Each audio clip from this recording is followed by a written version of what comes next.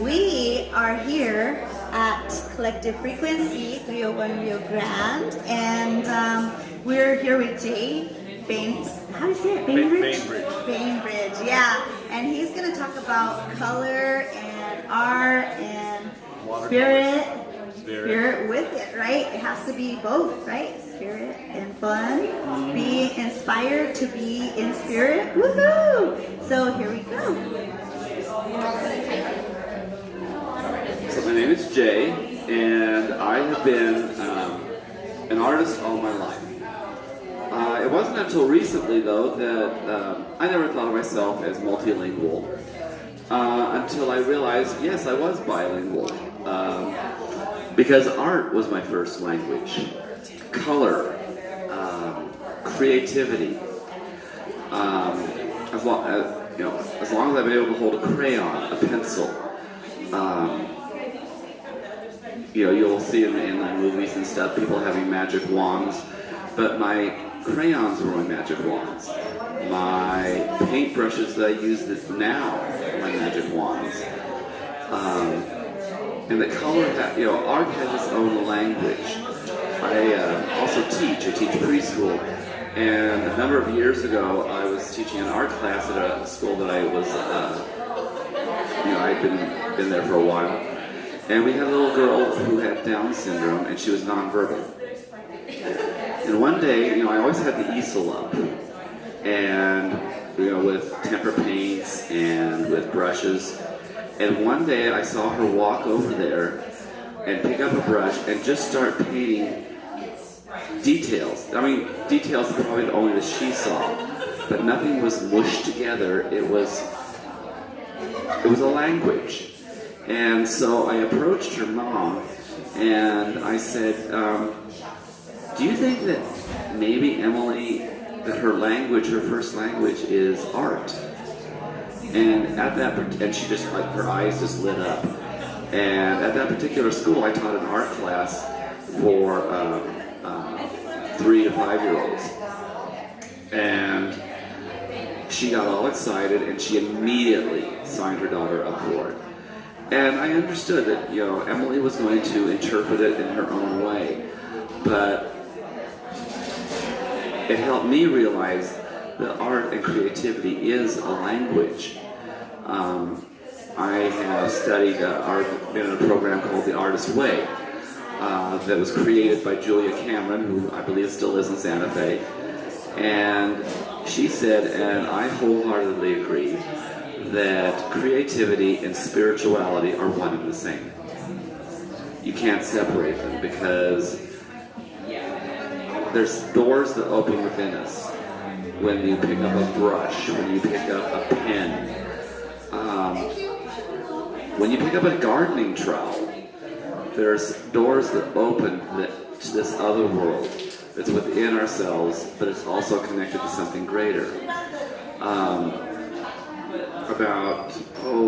And the interesting thing is that art has saved my mind. And because it allowed me to contact my spirit, my soul. And I got an art degree when I was in college, and I got an art education degree, so I was going to teach art. And one of the things, that in this Artist's Way program, they talked about beware of being a shadow artist. That's the person maybe that teaches the art, but never embraces their own art. Or they might be the patron who will invest in someone else's art, but maybe they were creative too, but they were afraid to put themselves out there to have that connectivity to their inner selves. There's a poem called "The Charge of the Goddess," and one of the things in there it says is, if that which you seek you do not find within, you're never going to find it without. So it really helped me to go inward, and it helped me to see things within myself that were so beautiful. And it also helped me to see my shadows, which also were beautiful. so that I was able to embrace my light and dark and become a more balanced person. So about 20 years ago, I went through my first time through the Artist Way, and I realized after I'd gone through the 12 weeks that I had never taken watercolors. I tried once in college, and that class was so popular that I couldn't get in. So I was teaching at the teaching preschool at the University of New Mexico, and one of the perks was you got free classes. So I took a class in watercolors, and I fell in love. It really allowed me to bring forth my first language, my artwork, my creativity. But even then, it was more experimental. I was still more invested in teaching children art, because I did it. I never became a public school art teacher, but I was teaching young children art. And I dabbled, and there's nothing wrong with dabbling.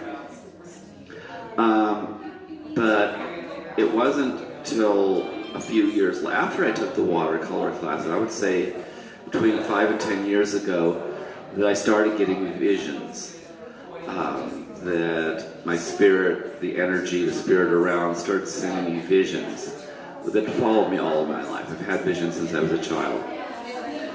And I thought, oh, I now have a way to show other people what I'm saying without without using words. I can, the words that we normally speak in, whether it be English or Spanish or French or whatever, that it was a language that no matter what you spoke, everybody could understand. And I really started investing time in myself as a creative. And we don't do that often enough in our society. Our society doesn't honor artists nearly, or like they should. I've read, fantasy and science fiction books about worlds where the artist was the pinnacle of who you could be. People get intimidated by art. They get intimidated by creativity. They'll say, oh, I could never paint like you. And I said, well, hell no, you can't, because you're not me. What do you want to do? How do you want to create? I don't critique other people's work. I think that's one of the things I was scared the most of when I got my art teaching degree, was that how do you grade art? I'll guide, I'll make suggestions, but I won't critique a person's work because they're manifesting a part of their soul. Color, color is words. It's hard to put. I'm putting words to the concept of art as another language. But there comes a point where you can't put words, but I'm going to do my best today. That when you look at a tree and the sunlight is bouncing off of it, those are my scriptures. When I see moonlight in my garden, those are my Bible verses. That's my language. And, I admit when I first really started getting into watercolors, I was pretty intimidated by what I saw. And, how was I going to manifest it? How was I going to put this on paper? And,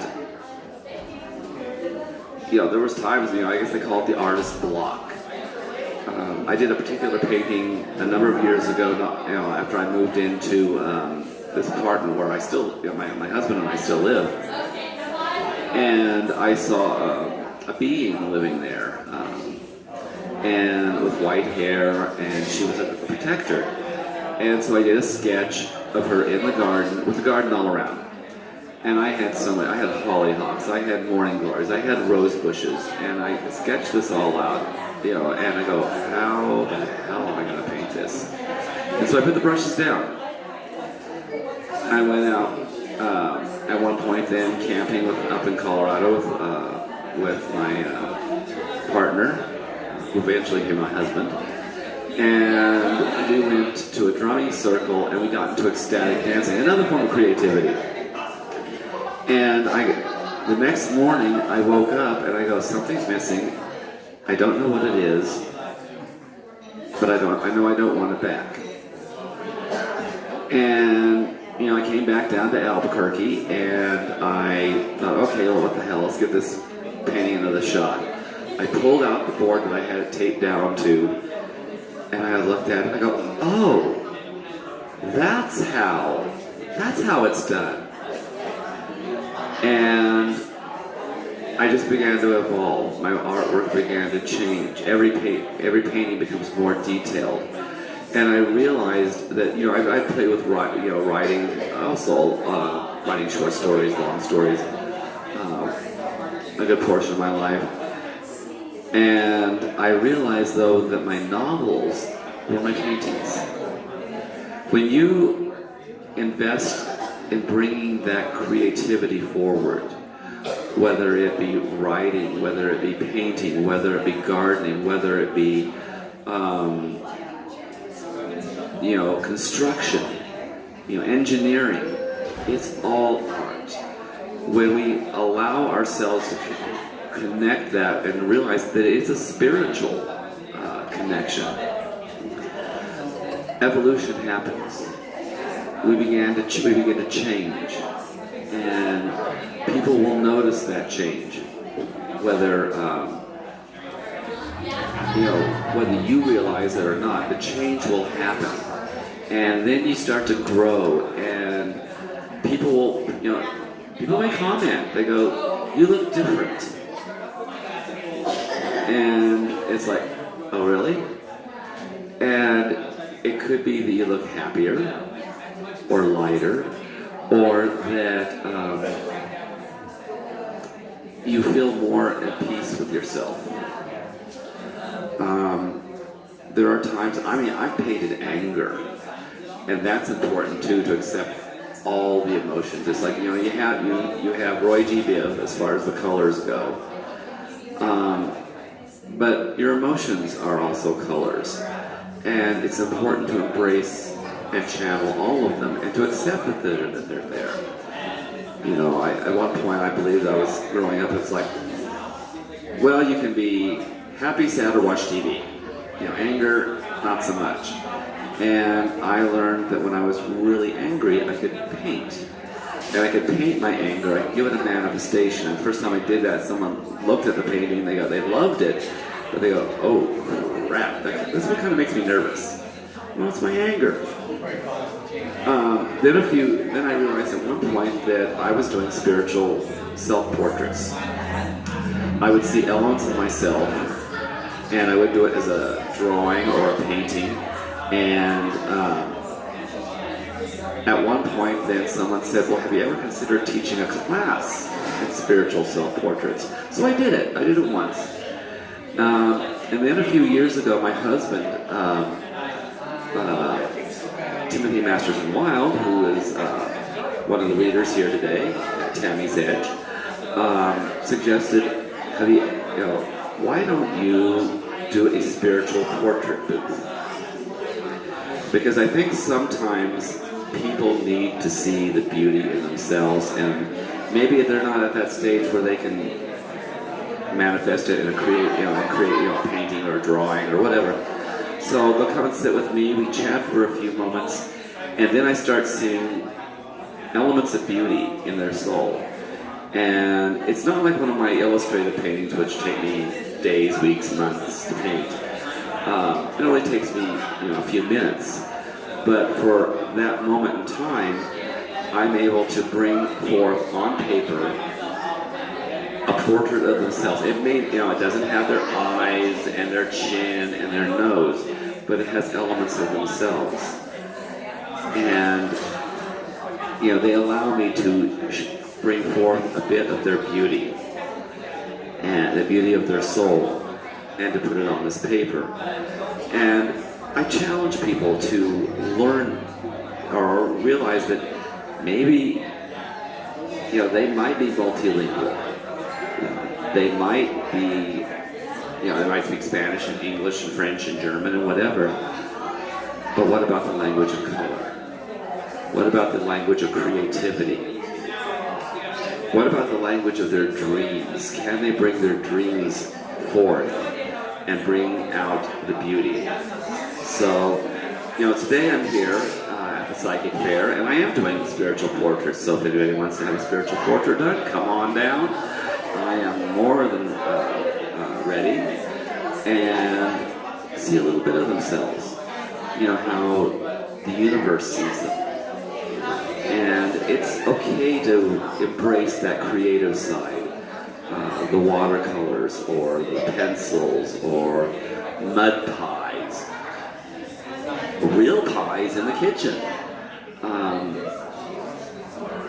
But that to really be actualized beings, it's important to be connected to our creative self, our creative spirit.